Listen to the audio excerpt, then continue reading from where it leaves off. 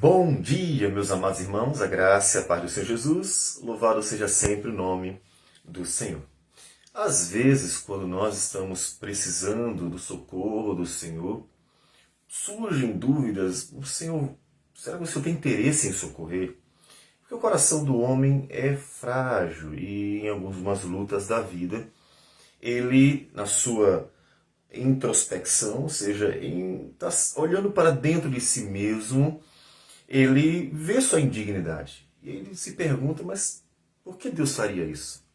E aí, nesse momento, temos que lembrar quem Deus é e a graça de Deus.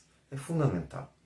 Olhar quem Deus é e a graça de Deus. E nós podemos ver isso no próprio Evangelho, porque o Senhor Jesus esteve entre nós, tratou os homens conforme Ele é e conforme a sua graça. Então, nós vamos continuar as nossas exposições e vamos para Mateus capítulo 20, versículos 29 a 34. O texto diz assim: Saindo eles de Jericó, uma grande multidão o acompanhava. Bem, o Senhor Jesus ele está indo em direção a Jerusalém. Versículo 17 já havia dito isso. Estando Jesus para subir a Jerusalém, e assim segue. Então o Senhor Jesus está indo para Jerusalém porque ele está já próximo dos dias de ser crucificado. Portanto, esse caminho é muito importante. É claro que toda a vida de Jesus foi fundamental, porque foi em toda a sua vida que ele glorificou a Deus sendo santo, foi em toda a sua vida que ele glorificou a si mesmo sendo santo, ou seja, tanto o Pai foi glorificado pela obediência do Filho, quanto o próprio Filho foi glorificado pelo fato de ter sido fiel até o fim. Durante toda a sua vida ele sofreu, é importante esse dado, porque o seu sofrimento por nós não é só o último dia ou os últimos dias, né? Só o fato de estar entre os homens já foi completa humilhação. Suportar a incredulidade, a maldade, todos os problemas humanos que nós bem sabemos, também sofrimento, né? Como Jesus uma vez, e nós mencionamos, disse, até quando estarei convosco? Ou seja, foi difícil de fato viver, né? O Senhor Jesus viver entre os homens. Então sua vida foi uma vida de sofrimento. Sua vida foi difícil. Todavia, aquele momento final é aquele momento que coroa, né, o ministério do Senhor Jesus, o sofrimento do Senhor Jesus. E esses últimos dias do Senhor Jesus serão bastante marcantes. Em Mateus, nós vamos ver que ele vai, como nós havíamos dito, a partir do capítulo 20, ele vai mostrar a dureza de coração dos judeus, que em Atos dos Apóstolos rejeitaram o Senhor Jesus. Ou seja, nós vamos ver Jesus sendo pregado entre os judeus lá no início de Atos, e depois os judeus apóstolos se voltam para os gentios. E o Evangelho de Mateus até nos dá a prova disso. Por quê? Porque os gentios foram destinados, né? Os apóstolos se destinaram a eles, né? Uma das razões é a dureza de coração dos judeus. Então ele justifica. E mesmo que tenha sido escrito antes de 70, a queda de Jerusalém, profeticamente o Evangelho de Mateus ele é uma testemunha que comprova a razão pela qual os judeus tiveram aquele juízo divino que foi a queda de Jerusalém e a partir de então a dispersão dos judeus, né, que a gente considera como tendo sido a grande tribulação. Começou em 70, entendemos que ela foi até 1948 com o retorno dos judeus ao seu Estado, né, ou a composição do Estado de Israel. Então, nós estamos exatamente nesse período que está indo para o finalzinho mesmo, está indo para Jerusalém, e nós vamos ver essa caminhada final dele. Mas as multidões estão acompanhando, né? As multidões. Aí você diz, tá, mas olha aí, ó, já que as multidões estão indo, isso não é uma prova de que o povo se converteu? Não. Lembre-se que essa mesma multidão que está seguindo o Senhor Jesus, mesmo entre aspas, né, não literalmente cada pessoa exata, mas dentre essa multidão e dentre as muitas multidões, estavam judeus na crucificação pedindo, crucificam, crucificam. Essa multidão, ela era volúvel demais. Nós vemos melhor a volubilidade das multidões que seguiam o Senhor Jesus quando nós vamos para o Evangelho de João, que no capítulo 6 temos a abordagem, né, que Jesus faz aos judeus, onde diz assim, vocês só estão aqui por causa da comida que vocês comeram. Vocês deveriam estar aqui por quem eu sou, pelo que eu tenho para dar a vocês de verdade. Ou seja, a vida, né? Então, Jesus confronta a multidão. E aí começa a falar, pregar, pregar, pregar, pregar. Quando termina a pregação, a multidão, em vez de dizer assim, é verdade, e se humilhar, e ter o coração compungido, como aconteceu lá em Pentecostes, né? Ela faz duro esse discurso. Aí se aborrece e vai embora. E, de tal modo, houve ali um êxodo que Jesus olha para os discípulos e pergunta, vocês querem também? E então o Pedro, mais uma vez, com os discípulos, diz, mas para quem nós iremos? Só tu tens palavra de vida eterna.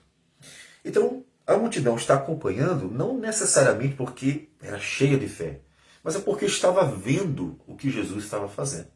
Então, os sinais que Jesus operava atraía as pessoas a ele. Então ele pregava, mas a pregação entrava por um ouvido e saía pelo outro, e podemos dizer, em grande medida. Então, Jesus está indo de Jericó para Jerusalém. Versículo 30 de Mateus 20 diz, e eis que 2 cegos, assentados à beira do caminho, tendo ouvido que Jesus passava, clamaram, Senhor, Filho de Davi, tem compaixão de nós. Primeiro ponto para esclarecer é que foram 2 cegos e não um cego. Nós temos, tanto em Marcos quanto em Lucas, o registro de apenas um cego. Aí você diz assim, alguém errou? Não. Lembre-se que quando acontece algum evento, como um acidente, um assassinato, alguma coisa assim, se você perguntar às pessoas que estiveram de alguma forma próximas e viram alguma coisa do acidente, ou do assassinato, ou da catástrofe, seja lá o que for, elas vão dar registros próximos, mas diferentes. Porque nem todo mundo estava no mesmo ângulo, nem todo mundo tinha atenção às mesmas coisas. Então, registrar algo diferente não significa que há um erro. Significa que há razões diferentes. Tá? Não significa também aqui, vamos afirmar, que Marcos não sabia, ou que Lucas não sabia que eram 2. Mas que podemos considerar propósitos diferentes. Mateus parece que está registrando o fato, simplesmente. 2 cegos à beira do caminho que gritam quando ouvem que Jesus estava passando. Senhor, Filho de Davi, tem compaixão de nós. Observe que já em Marcos, capítulo 10, nós vamos ter o seguinte, no versículo 46. E foram para Jericó. Quando ele saía de Jericó, juntamente com os discípulos e numerosa multidão, Bartimeu, cego, mendigo, filho de Timeu, estava sentado à beira do caminho. E ouvindo que era Jesus o Nazareno, pôs-se a clamar, Jesus, filho de Davi, tem compaixão de mim. Observe um fato aqui interessante, é que ele cita o nome do cego. Mateus não cita. Mateus cita os 2. Então, isso já nos dá sinais de que houve interesse especial por um dos cegos. É claro que a gente não tem como dar uma certeza absoluta de todas as razões, mas podemos conjecturar que ele foi, dentre os 2, aquele que seguiu Jesus, que ficou conhecido. Talvez o outro tenha ido embora e depois não se teve mais notícias. Esse se converteu, talvez o outro não. Bom, a gente não tem como dar uma certeza absoluta. Todavia, o nome citado já indica que há uma razão, sim, para que um deles seja citado, apenas um. Ou seja, em Marcos há o interesse por aquele que deu o testemunho do que aconteceu. Em Mateus há o interesse pelo fato todo. Lucas também, apesar de não citar o nome, mas Lucas também menciona no capítulo 18, a partir do versículo 35, que foi apenas um. Ele diz que estava um cego assentado à beira do caminho pedindo esmola. Então, ele também se interessa por aquele Bartimeu que nós conhecemos por Marcos. Então, quando você encontrar diferenças nos evangelhos, esse evangelho cita algo, mas menciona uma coisa, aquele menciona uma outra. Quando você encontrar diferenças, observe o coração da questão. Coração. Ou seja, você vai ver que a mensagem é a mesma. Você vai ver que a narrativa ela é coerente com todos os sinóticos, os 3 evangelhos. Então, o fato de você perceber a coerência na narrativa como um todo, já mostra que o evento é esse mesmo aí. Mas e as diferenças? As diferenças é por algumas razões que, podemos dizer, são particulares, peculiaridades dos evangelhos. Um tem interesse numa coisa, outro tem interesse na outra. Um quer mostrar uma coisa, ou às vezes outro quer mostrar outra. Não é que o evento aconteceu de forma diferente, ou que alguém está mentindo? Claro que não. Tá? Isso é normal, tá certo? Então não é considerado um erro, é considerado apenas uma variação dentro do propósito peculiar, particular de cada autor. Então a gente segue com tranquilidade. Eram 2 cegos. Sabemos que um deles chamava-se Bartimeu. Então, nesse mesmo versículo, diz que eles estavam clamando. E clamaram: Senhor, filho de Davi, tem compaixão de nós. Então veja que Jesus está bem conhecido como filho de Davi. Isso significava Messias, tá? Ou seja, quando eles gritaram filho de Davi, eles estavam dizendo Messias, o Cristo, o prometido, o herdeiro do trono.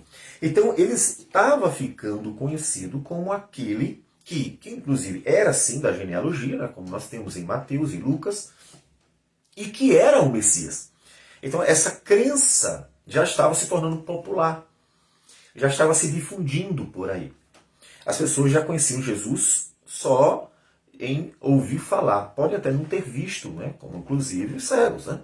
Mas eles só em ouvir já sabiam que realmente era quem ele era, porque a fama dele percorreu realmente por todos os lugares. Imagine quantos sinais e maravilhas ele estava fazendo.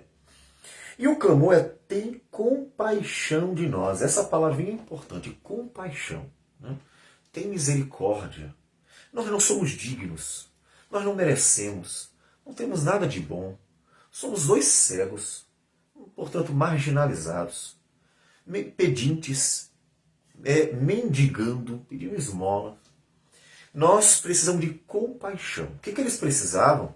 Não era, obviamente, de justiça pensando na aplicação do juízo merecedor, porque eles já estavam na miséria. O que eles precisavam era de misericórdia. Esse é um ponto interessante que, por mais óbvio que seja, percebemos que não é no coração até dos cristãos.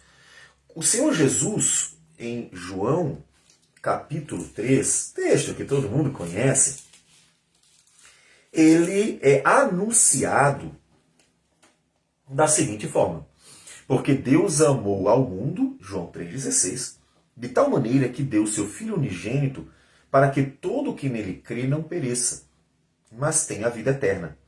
Porquanto Deus enviou o seu Filho ao mundo, não para que julgasse o mundo, mas para que o mundo fosse salvo por ele. Quem nele crê não é julgado. O que não crê já está julgado, porquanto não crê no nome do unigênito Filho de Deus. Então, observe a situação. Eles já estão na miséria. O que eles precisam é de alguém que tenha compaixão e possa exercê-la de tal forma que eles venham a ser transformados, que algo realmente aconteça na vida deles. A compaixão que Jesus vê como necessidade de toda aquela geração. Lembra que ele disse? São como ovelhas que não têm pastor. Eles precisavam de compaixão. E eles clamam por isso: Senhor, tem compaixão. Então veja que eles se humilham. Essa é a forma certa, correta de sempre nos achegarmos a Jesus. Jesus, nós não merecemos. Nós não somos melhores do que ninguém. Nós não temos méritos, nós não temos justiça, nós não temos razões para exigir do Senhor qualquer coisa. Somos só pecadores. Então, eles pedem por misericórdia, eles clamam por compaixão. Isso tem uma aplicabilidade muito importante na igreja, porque o cristianismo tende, por causa da dureza de coração dos homens, a se enrijecer de tempo em tempo. E a história prova isso. Não foi uma nem apenas duas vezes que o cristianismo se enrijeceu. E a dureza de coração de cristãos tornou a igreja não um instrumento nas mãos do Senhor, um meio para levar a Jesus, ou seja, um meio para conduzir à salvação, mas muitas vezes um instrumento de juízo apenas, ou seja, o cristianismo que olha para o mundo e apenas condena o mundo. Não é que o mundo não é condenável, mas como disse João, já está julgado, já está condenado, já está na miséria, já vai para o inferno.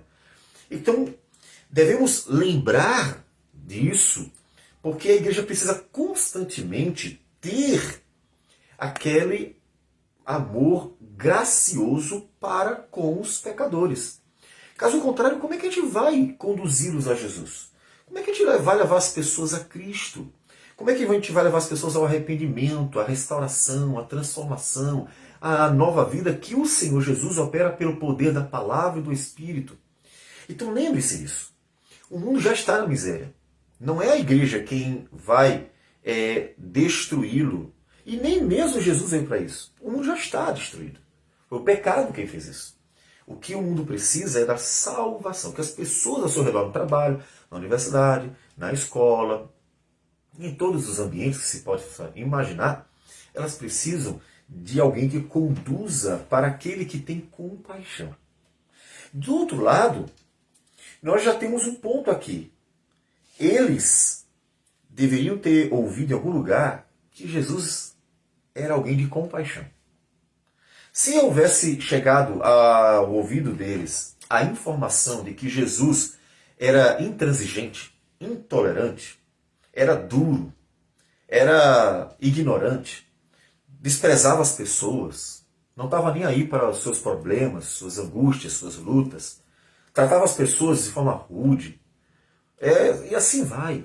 Se em algum momento ou chegasse essa informação, se as pessoas estivessem sendo tratadas por Jesus desse jeito, e obviamente isso iria se espalhar, eles não iam procurar Jesus. Eles iam ter medo de Jesus. As pessoas vão a Jesus, as pessoas procuram Jesus, porque Jesus é terno, cheio de amor, é gracioso, é misericordioso, é perdoador, tem compaixão, bondade, tem graça, trata com toda benevolência. Então, as características, as virtudes de Jesus, todas bem harmonizadas no amor de Deus, é que estimulavam as pessoas a querer Jesus. Isso também é um ponto interessante para a igreja. Por quê? Se quer liderança ou quer a própria igreja tem um trato que é intransigente, intolerante, rude, grosseiro, mau, perverso ou que despreza as pessoas nos seus problemas, nas suas angústias, que trata com apenas dureza. Então por que as pessoas vão procurar a igreja? Mas se a igreja for amável, for misericordiosa, graciosa, compassiva, bondosa e cheia do amor de Deus, as pessoas serão estimuladas, porque elas verão ali uma esperança. Olha, aquele grupo, ele trata a gente de um jeito que a gente nem merece. A gente nem fez nada de bom para eles, né? Trata com amor, mesmo que a gente seja mal. Trata com graça, mesmo que a gente não mereça, portanto, nenhum tipo de favor. E aí é por isso o termo graça. Elas serão estimuladas. E o papel da igreja não é fazer proselitismo, né? Não é dizer assim, porque a gente é bom demais. Claro que não. O papel da igreja é dizer assim, porque foi exatamente assim que fomos tratados. Porque Deus provou seu grande amor em que Cristo morreu por nós, sendo nós ainda pecadores. Ele mostrou benevolência, bondade, compaixão, misericórdia, e assim vai. E então as pessoas conhecerão a graça redentora e encontrarão a salvação em Cristo Jesus. A igreja precisa ser relembrada disso constantemente por causa dessa tendência a endurecer o coração durante a história da própria igreja, que nós vemos largamente acontecer. Não é diferente em nossos dias. Portanto, o que eles pedem é compaixão. Mateus 20, versículo 30. Filho de Davi, tem compaixão de nós. Portanto, há uma esperança. Eles se aproximaram de Jesus porque o próprio Senhor Jesus transmitiu esperança para eles. Mas como Jesus nem viu, transmitiu esperança pelo fato de que durante os 3 anos ele sempre esteve agindo com compaixão com as pessoas. E a informação foi se espalhando e as pessoas foram se sentindo motivadas a procurá-lo, porque viram nele alguém cheio de compaixão, cheio de bondade, cheio de amor. E eles também se sentiram assim. E o versículo 31 então diz assim: mas, então observe o mas, porque a ideia é trazer uma ideia contrária ao que foi dito antes. Eles, se sentindo cheios de esperança, de encontrar em Jesus a cura para a cegueira, pediram: Senhor, filho de Davi, tem compaixão de nós. Portanto, realmente conheceram, ouviram falar de Jesus como alguém de compaixão. Mas, o oposto disso, a multidão os repreendia para que se calasse. Olha a diferença. Eles ouviram falar que Jesus, ele fazia maravilhas para pessoas de todas as esferas da sociedade, para pessoas de todas as classes sociais, para pessoas de todas as situações. E aí todos estavam vendo como ele tratava. Ele curava aquele que estava marginalizado e aquele que era chefe da sinagoga. Expulsava demônio das pessoas que estavam vivendo nos cemitérios. Ele que atendia a um líder religioso, mas também uma prostituta. E conhecendo a fama dele, eles são encorajados, mas ao oposto disso, a multidão que está seguindo Jesus, que está vendo a forma como ele lida, que está vendo o amor dele, que está vendo a graça dele, que está vendo a misericórdia dele e que está sendo alvo disso. Alvo de misericórdia, de graça, de compaixão, de benignidade, de bondade e assim por diante. Em vez de dizer aos cegos: venham, venham, venham, a gente leva vocês lá, venham, venham, a gente ajuda vocês. Como nós vamos ver em uma outra ocasião ter acontecido. Em Mateus, capítulo 9,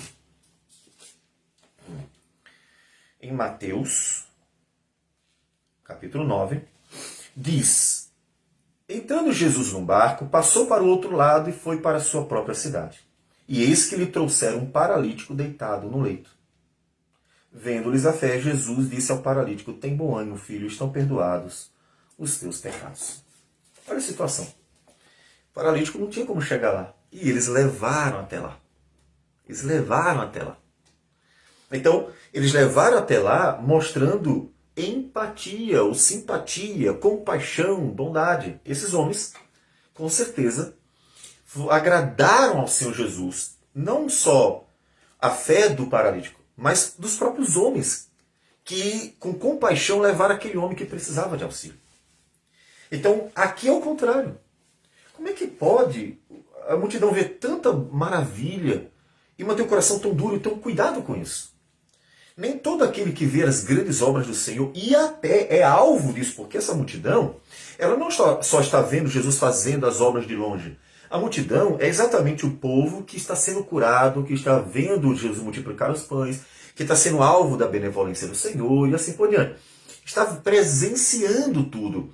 E essa multidão que está presenciando tudo, no momento em que dois cegos estão clamando: tem compaixão de nós, simplesmente eles falam: cala a boca, para de falar. Talvez Jesus estivesse até dizendo algo, eles queriam ouvir, mas que falta de compaixão. Em certa medida, ainda que não seja exatamente o assunto, nós podemos ver isso no credor incompassivo. Aqui o credor incompassivo é sobre a questão do perdão. Alguém foi perdoado em grande medida, mas quando o outro que estava devendo a ele e não tinha pago, chega pedindo misericórdia, ele trata com dureza, com rispidez e assim intransigência. Então, o assunto é perdão. Mas a similaridade está na dureza de coração. Enquanto o Senhor é muito bom, as multidões são duras de coração. Então, olhe para o Senhor, não olhe para as pessoas. As pessoas são duras de coração muitas vezes.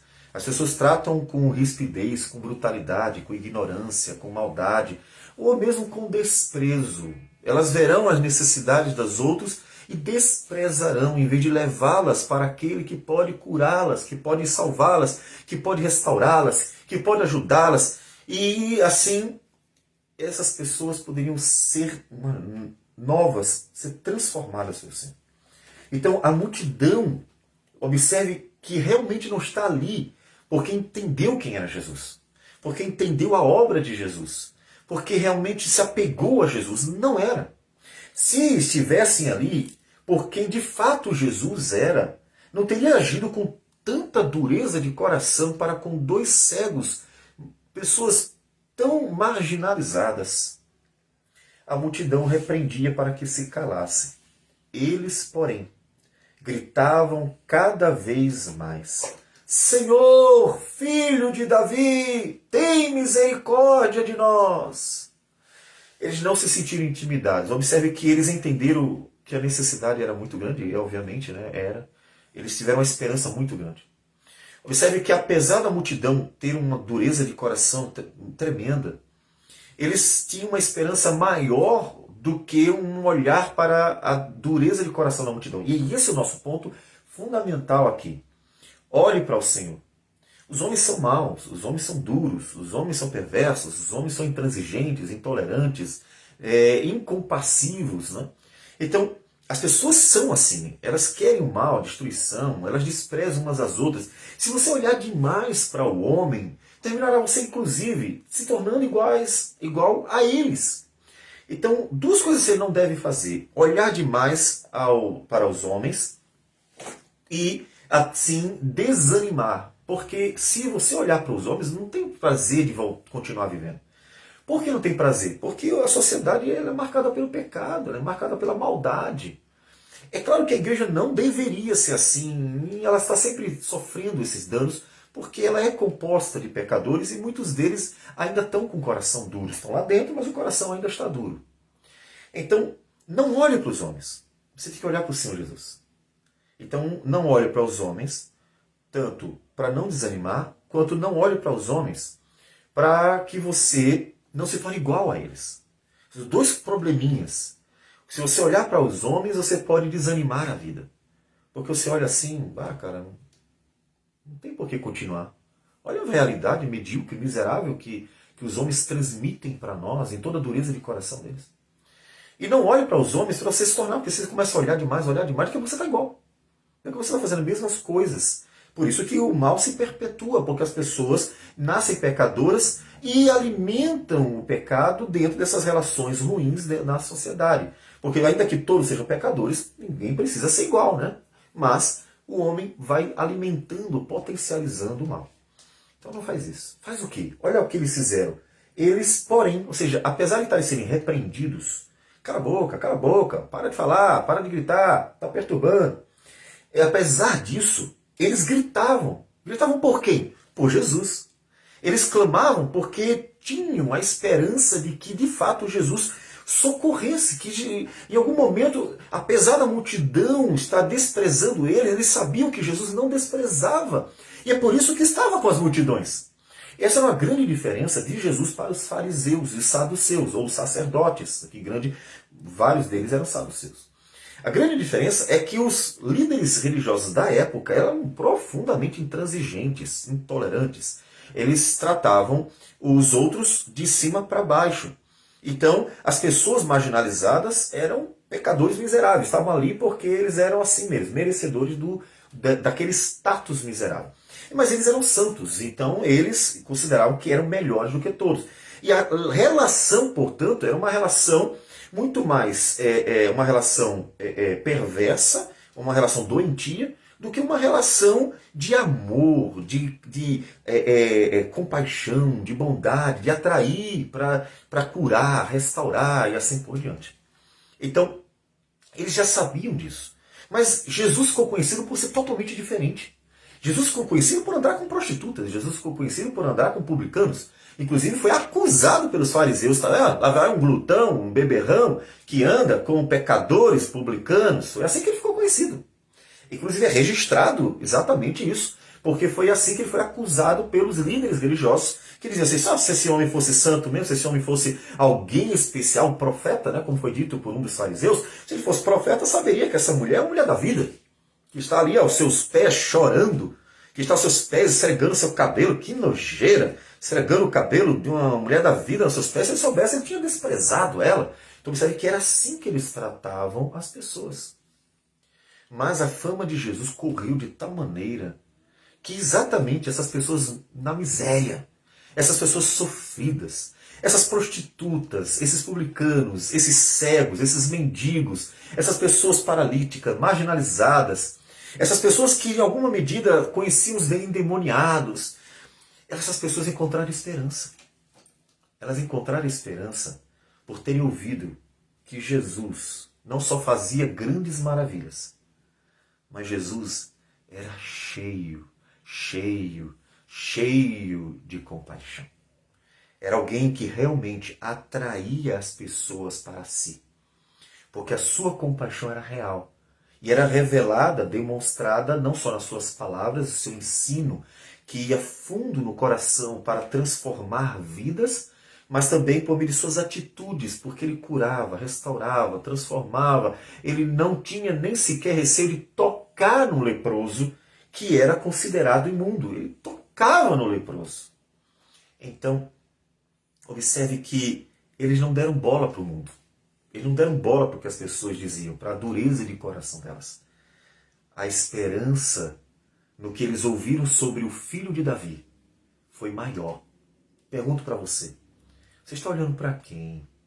Você está olhando para o mundo, para os homens, para a dureza de coração delas? E não importa se estão dentro ou fora da igreja. Visível, visível. A igreja visível, a Bíblia diz que é joio e trigo. Então, você encontrará de tudo dentro dela. Então não importa onde, mas você está olhando para os homens, você vai desistir, você vai desanimar. Porque os homens são assim. Muitas vezes elas vão, em vez de te encorajar a olhar para Jesus e buscar nele uma transformação de vida, uma mudança, um novo caminhar, eles, em vez de encorajar para você desfrutar em Cristo Jesus de uma nova realidade em sua vida, eles vão repreender, dizer assim, cala a boca, para. Então, não olha para Cristo. Ele é cheio de bondade, ele é cheio de graça. É por isso que somos ensinados pela Escritura a sempre orar em nome dele.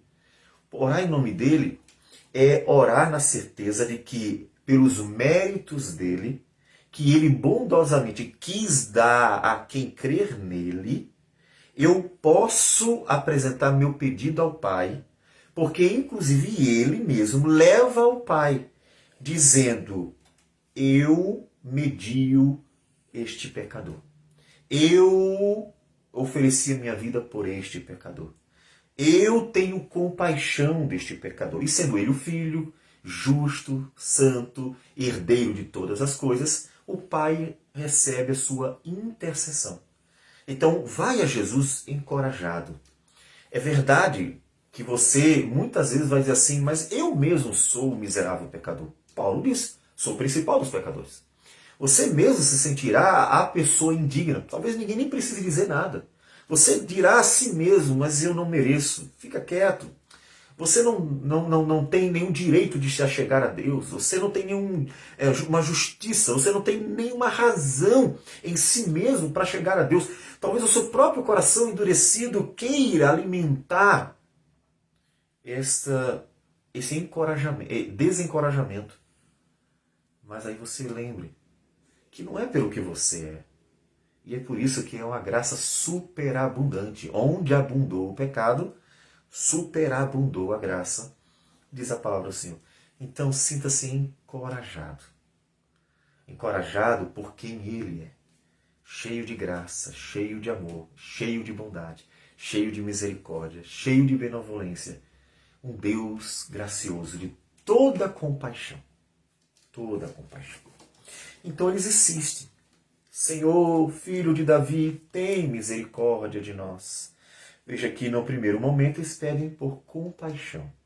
No segundo momento, por misericórdia. Então eles estão certos de quem eles são e ao mesmo tempo de quem Jesus é.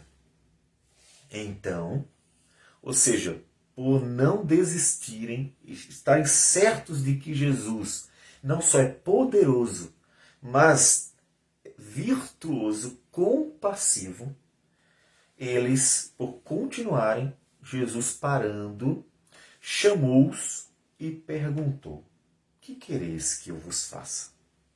Veja que pergunta fantástica. Que quereis que eu vos faça?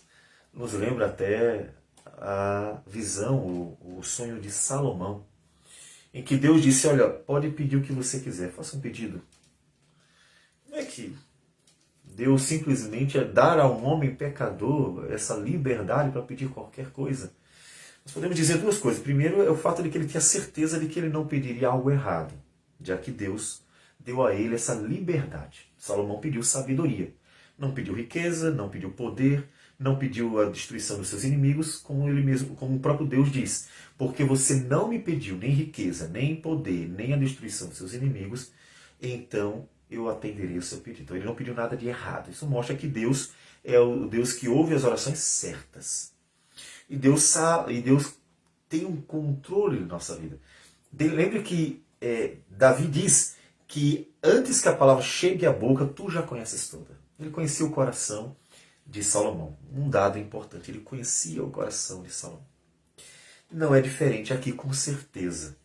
Mas isso nos mostra a similaridade aqui, assim como Deus disse a Salomão: peça, faça um pedido. Jesus chega de forma muito similar. E a gente pode dizer que isso evoca uma aplicação, né, da divindade a Cristo Jesus. Peçam o que vocês querem. Peçam.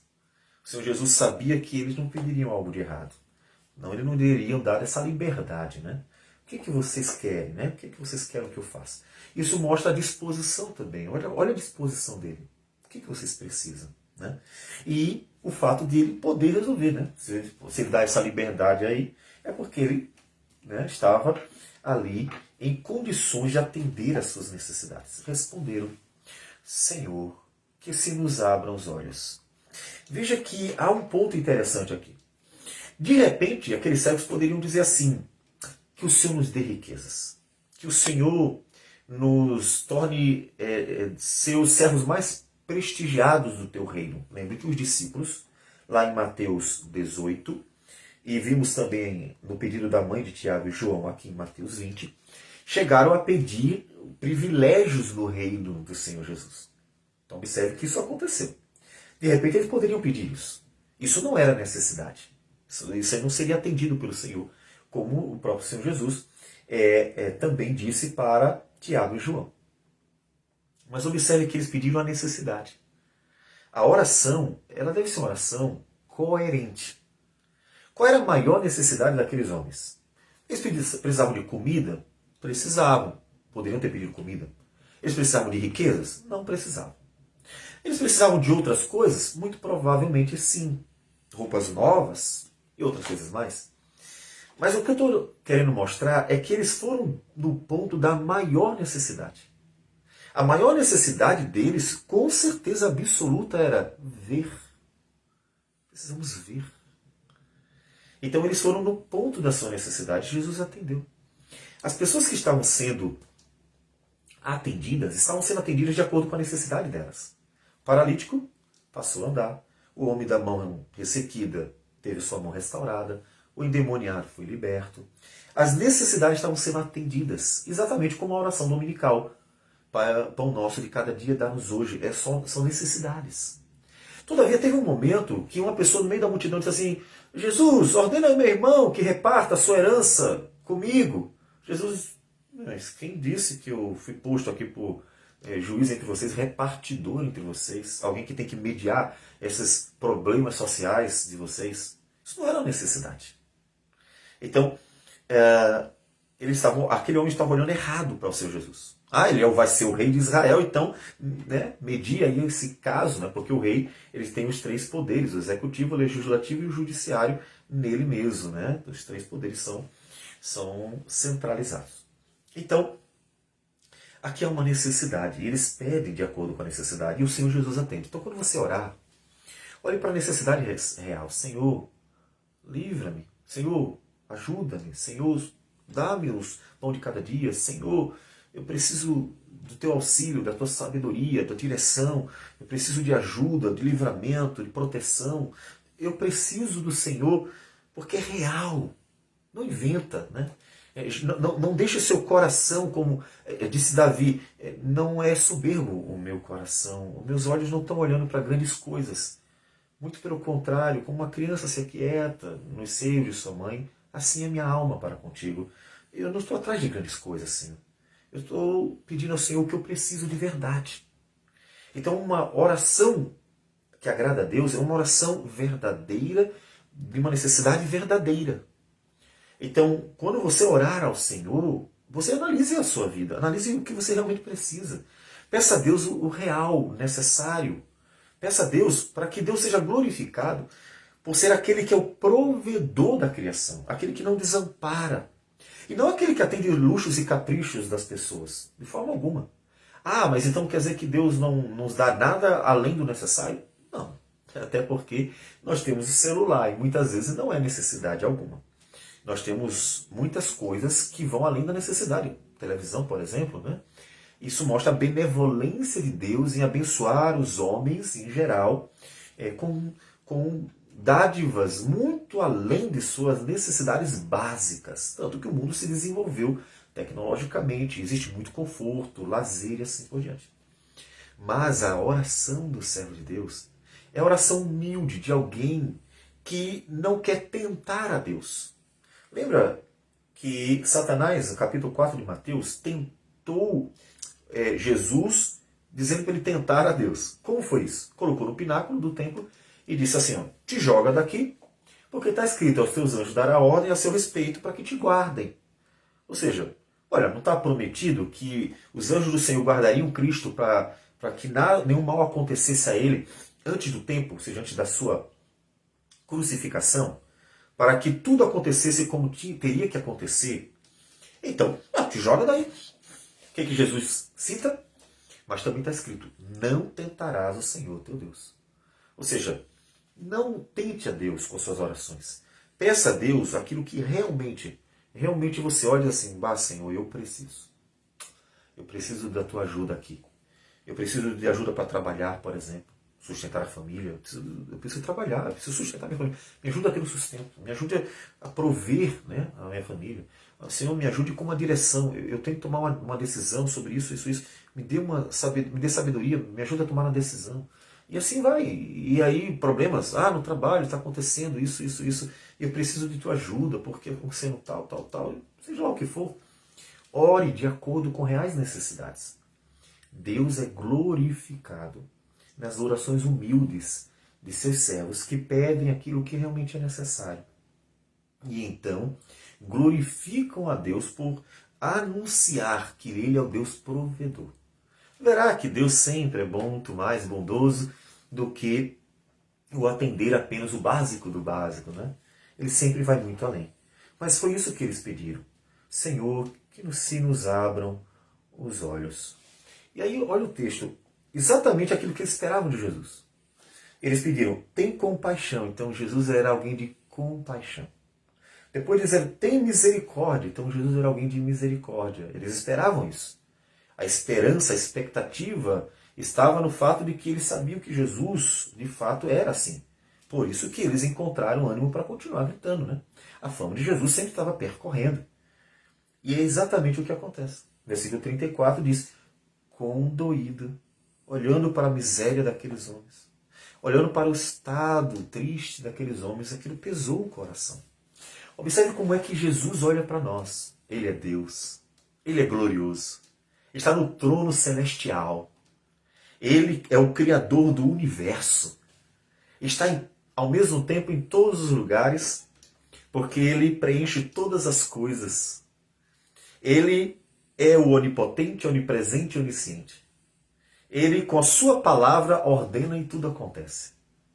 Ele é o herdeiro do Pai, de toda a glória. Ele é o Senhor da história. Tudo isso.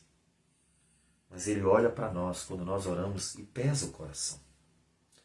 Ele não é indiferente. Os homens têm essa tendência. Se eles têm demais, se eles sobem ao trono, aquilo faz com que eles endureçam mais ainda o coração. E eles costumam se tornar sem compaixão. Ele olha a frieza, né? Aquilo conforta, ou afofa, né? o coração e o ego, e eles ficam naquele status ali. Como se as pessoas não sofressem estando lá embaixo. Né? Então ele tem compaixão, condoído, que apertou o coração de Jesus. Apertou. Então como é que você é olhado por Jesus quando você clama, Senhor, tem compaixão, tem misericórdia. Ver o que fazem conosco, ver o mal, ver o problema, ver a angústia, ver a necessidade. Como é que Jesus olha para nós, toda a sua glória? Condoído. Condoído com o sofrimento. Condoído com o que se passa. Ah, mas ainda, pastor, ainda é assim que ele olha para nós, não é só durante a sua vida aqui como alguém vivendo entre os homens? Não. O que é que nos diz Hebreus, capítulo 2, versículo 17, a partir do 16. Pois ele, falando de Cristo, evidentemente não socorre anjos, mas socorre a descendência de Abraão. Por isso mesmo, convinha que em todas as coisas se tornasse semelhante aos irmãos, para ser misericordioso e fiel sumo sacerdote nas coisas referentes a Deus, e para fazer propiciação pelos pecados do povo. Pois naquilo que ele mesmo sofreu, tendo sido tentado, é poderoso para socorrer os que são tentados. Percebe? Ele ainda exerce compaixão, porque ele sofreu e tem compaixão de quem sofre hoje. E no capítulo 4, versículo 16 diz: acheguemo-nos, portanto, confiadamente junto ao trono da graça, a fim de recebermos misericórdia e acharmos graça para socorro em ocasião oportuna. Então ainda é. Então lance sobre o Senhor Jesus tudo.